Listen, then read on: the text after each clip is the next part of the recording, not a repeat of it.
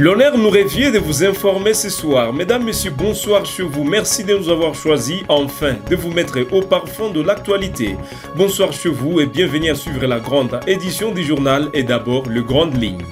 À la une de ce soir, les rebelles du M23 se sont retirés de villages de Lemera, Bougamanda, Bouchakou 1, Bouchakou 2, Kabamba et Kachebere dans les territoires de Kalehe et Kabare. Les habitants locaux rapportent des cas de pillage lors du passage. Toujours à la une, la situation politique en République démocratique du Congo est en ébullition.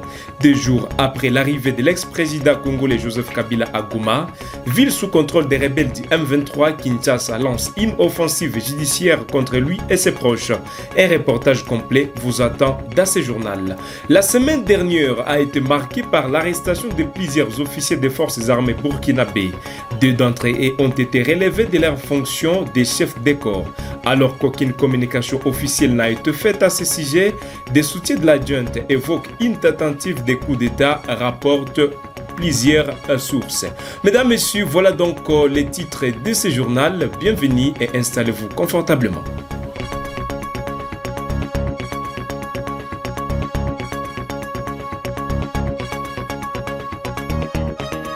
Bienvenue au développement de ces titres. Mesdames, Messieurs, ouvrons ce journal par cette information nécrologique. Le Vatican vient officiellement d'annoncer le décès du pape François ce lundi 21 avril 2025 à l'âge de 88 ans. Selon le cardinal Kevin Farrell, Camerlien du Vatican, le souverain pontife est décédé à 7h35 du matin dans sa résidence Sainte-Marthe après avoir consacré sa vie au service de l'Église et de plus vulnérables. Le pape François, né Georges Mario Bergoglio, avait été hospitalisé depuis le 14 février en raison d'une double pneumonie. Malgré une brève apparition publique lors des célébrations de Pâques hier, son état de santé s'était récemment détérioré. Son pontificat, entamé en mars 2013, a été marqué par des réformes audacieuses, une ouverture envers les marginalisés et un engagement constant pour la paix et la justice sociale. Il restera dans l'histoire comme le premier pape originaire d'Amérique latine et l'un des plus influents du XXIe siècle.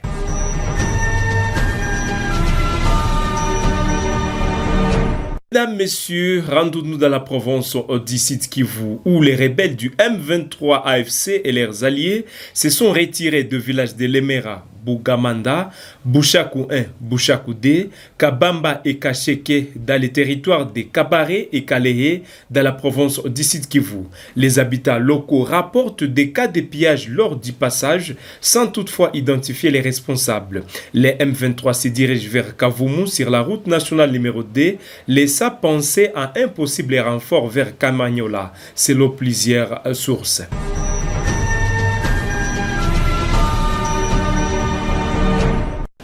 La fête de Pâques a été célébrée avec faste en Bunia sous les signes de la paix, de l'unité et de la réconciliation. Les hommes dédiés de plusieurs églises chrétiennes de Bunia ont lancé des appels pressants à la paix et à la cohésion sociale. Les autorités de l'état de siège de la province de l'Ituri, engagées dans la lutte pour le rétablissement d'une paix durable, ont également participé aux célébrations. Serge Karba, notre correspondant à Bunia, nous donne plus de détails.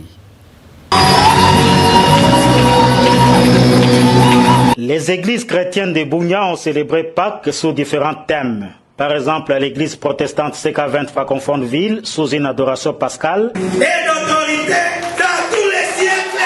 Le pasteur Papi Kitsa s'est attelé sur l'appel divin et la Pâque, en donnant la signification de la Pâque, en appelant la population de l'Ituri à se consacrer à Dieu, en mettant en première position l'amour, l'unité et la réconciliation.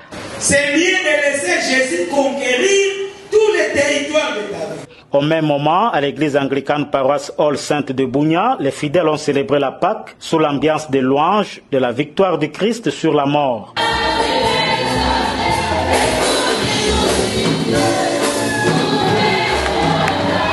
Il en est de même dans plusieurs paroisses catholiques de Bunia et églises des réveils. À la paroisse Salema, cathédrale Haïti RD Congo, le pasteur Djaré Konga Mungu Romo a insisté sur l'importance de la Pâque qui couronne les chrétiens à travers le sang de l'agneau de Dieu, victoire de la lumière sur les ténèbres. C'est votre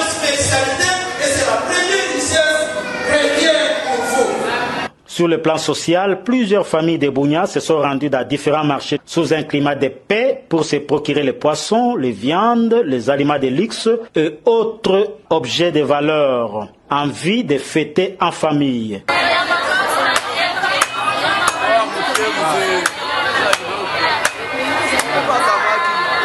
Les marchands et ceux qui œuvrent au marché central de Bunia encouragent les efforts du commandant des opérations et gouverneur militaire de l'Ituri, le lieutenant-général Luboya Kashamadjoni, qui favorise la joie dans les activités commerciales et dans plusieurs familles.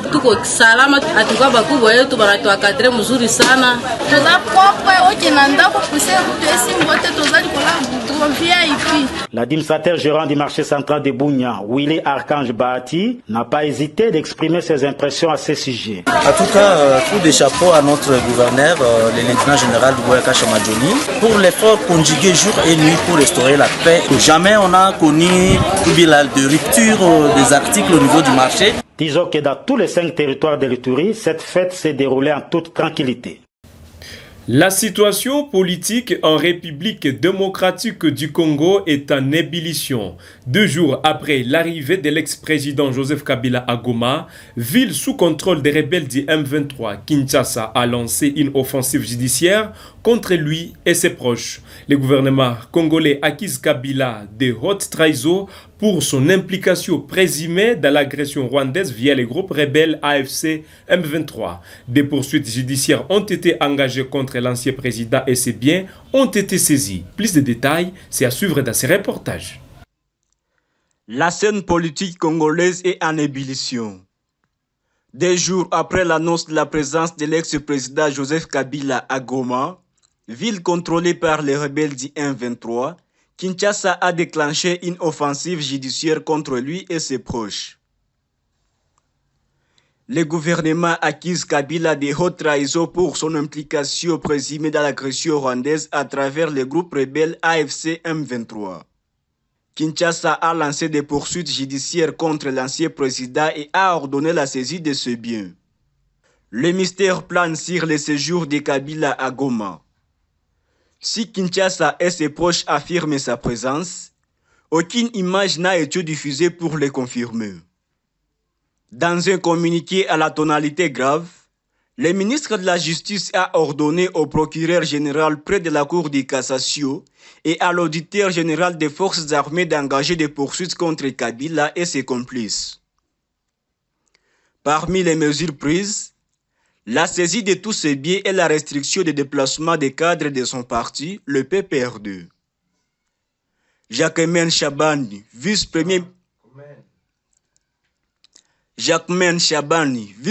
ministre chargé de l'Intérieur, a suspendu toutes les activités du PPR2, accusant les partis d'un silence complice et dénonçant l'activisme avéré de Kabila dans les conflits en cours. Le PPRD dément la présence de Kabila à Goma et qualifie les mesures prises par Kinshasa d'arbitraire et de dictature. L'analyste politique Christian Ndombo Moleka, coordonnateur de la dynamique des politiques de RDC du pôle, estime que ces mesures visent à affaiblir les prédécesseurs de Félix Tshisekedi. La situation reste tendue, avec des accusations et des démentis qui s'entrechoquent. Le discours annoncé par l'entourage de Kabila pourrait apporter des éclaircissements sur cette affaire qui secoue le Congo. L'ancien président congolais Joseph Kabila Kabange fait face à des accusations de participation directe à l'agression menée par les Rwandais à travers le mouvement terroriste AFC M23. Le ministre d'État, ministre de la Justice et garde de Costa Mutamba a annoncé l'ouverture des poursuites judiciaires contre Joseph Kabila dans un communiqué publié. Reportage. La République démocratique du Congo est en proie à une nouvelle crise politique. L'ancien président Joseph Kabila est désormais accusé de haute trahison et fait face à des poursuites judiciaires. Le ministre de la Justice Costa Mutamba a annoncé l'ouverture des poursuites contre Joseph Kabila, l'accusant de participation directe à l'agression menée par le Rwanda à travers le mouvement terroriste AFC M23. L'auditeur général des FARDC et le procureur général près la Cour de cassation ont reçu l'ordre d'engager des poursuites. Les biens de Joseph Kabila ont été saisis et ses collaborateurs présumés impliqués font l'objet des restrictions des mouvements. Le ministre de l'Intérieur, Jacquemain Chabani, a également suspendu les activités du PPRD. Le parti de Joseph Kabila dénonça son attitude ambiguë face à l'occupation du territoire par les forces rwandaises et les M23 AFC. Le retour de Joseph Kabila à Goma, ville sous contrôle de l'ennemi, a également été pointé du doigt. Le ministère de l'Intérieur a rappelé aux partis politiques leur devoir de préserver l'unité nationale et l'intégrité territoriale de la République démocratique du Congo. Cette décision marque un tournant majeur dans la crise politique congolaise. L'avenir de Joseph Kabila et du parti PPRD reste incertain.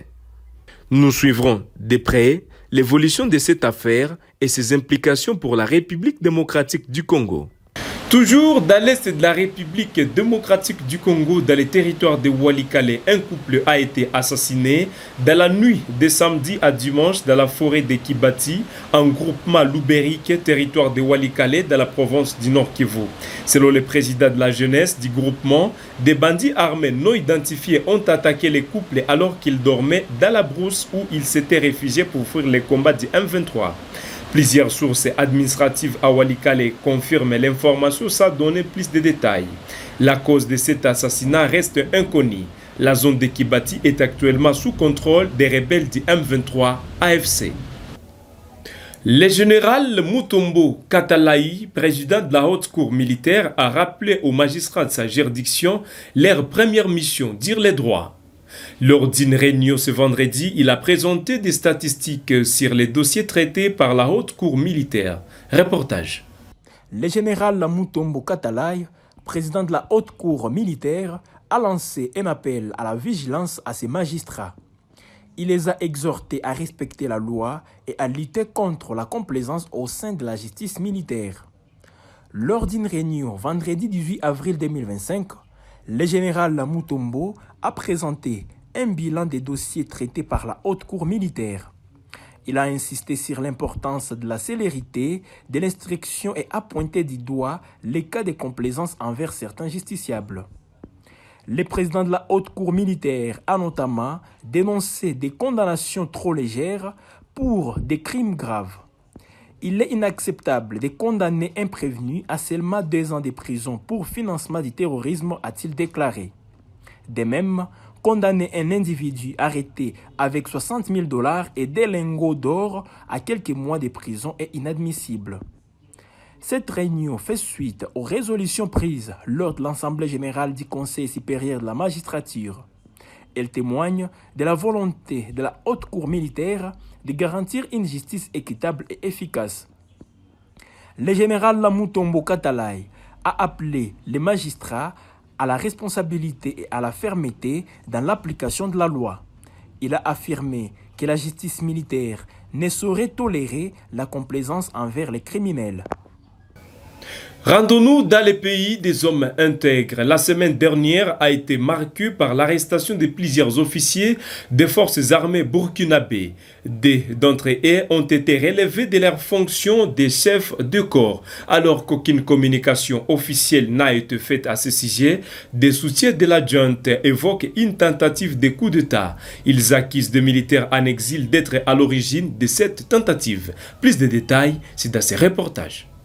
La semaine dernière, au Burkina Faso, a été marquée par l'arrestation de plusieurs officiers des forces armées, dont des chefs de corps ont été relevés de leurs fonctions. Si aucune communication officielle n'a été faite, des soutiens de la junte évoquent une tentative de coup d'État pointant du doigt des militaires en exil. Parmi les officiers arrêtés, on retrouve le commandant Frédéric Ouedraogo, ex-commandant du bataillon de la justice militaire. Selon des sources sécuritaires, il enquêtait sur la mort par balle du commandant Ismaël Touhougobou en octobre 2023. Touhougobou était soupçonné d'être impliqué dans une tentative de coup d'État. À l'époque, le procureur militaire avait évoqué une interpellation qui aurait mal tourné.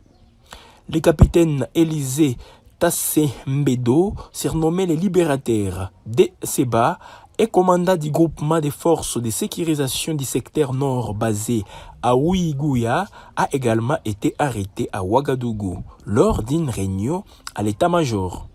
Le contenu de cette réunion reste inconnu. Le président de la transition, le capitaine Ibrahim Traoré, a rapidement remplacé ses officiers. D'autres soldats auraient également été mis aux arrêts sans que leur nombre exact ne soit connu. Des partisans des militaires au pouvoir évoquent une nouvelle tentative de coup d'État. Certains soupçonnent d'anciens officiers et aussi radiés de l'armée d'être impliqués. Des sources sécuritaires confirment que le climat au sein des forces armées du Burkina Faso reste tendu. Et c'est par ici que nous mettons fin à cette édition du journal de 19h sur Gueule Afrique Télévision.